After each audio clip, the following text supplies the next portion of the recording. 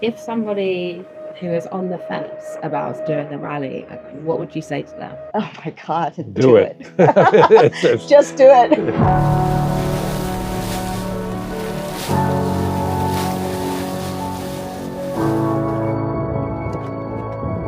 I think it's going to take a long time to process everything that's happened. So feelings are kind of mixed right now. It's exciting to have done it, and a little scared that it's finished and not quite sure what comes next. We have really enjoyed it. There are so many highlights. I think it's hard to pick out one.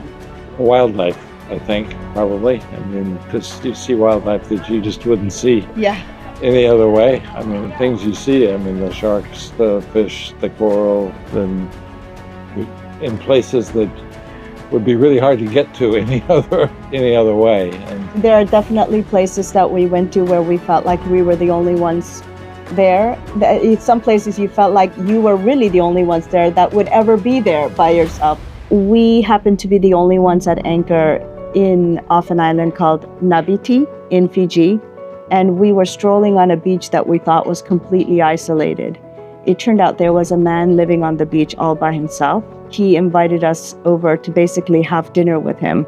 And under the moonlight, with no other lighting around, we found ourselves to his little hut on the beach, and we all shared dinner together. the stars, and that you just can't see where we live. Yeah.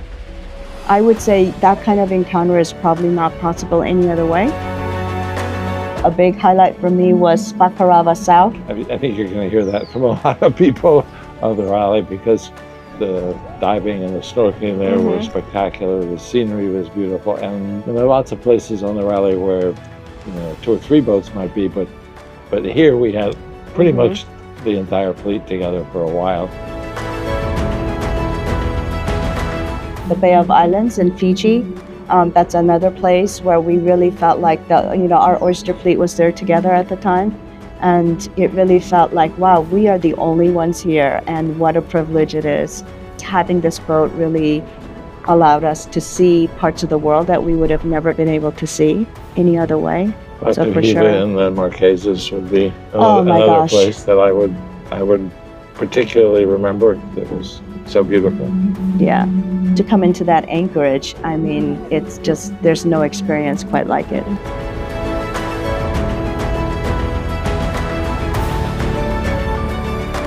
Sailing into Durban and sailing into Cape Town, both kind of similar, that sense of achievement, that sense that, okay, here's an ocean that I crossed that, is legendary. Just having touched land after that, sailing in on my own boat. What's interesting is that you go into this rally thinking, oh, it's about the sailing, but I think for me, it was a sort of more of a self-discovery than anything else, and really kind of understanding what I'm capable of, like who am I and what am I made of.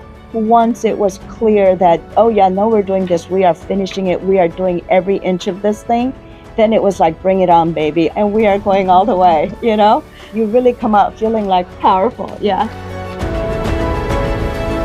It's actually very hard to explain to somebody what this is like.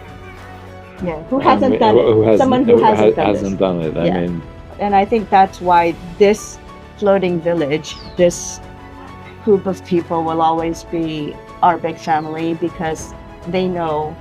It's like people who know what your parents were like. It's like your siblings. Only your siblings really know what your parents were like. It's like the same thing. if you can, Yeah. you should do it. And do it while you can. Yeah. Yeah. Yeah, I mean, I think that's a very important point, is you are probably not going to get many chances in your life to do something like this. So if you can, you should take it and not wait. Yeah.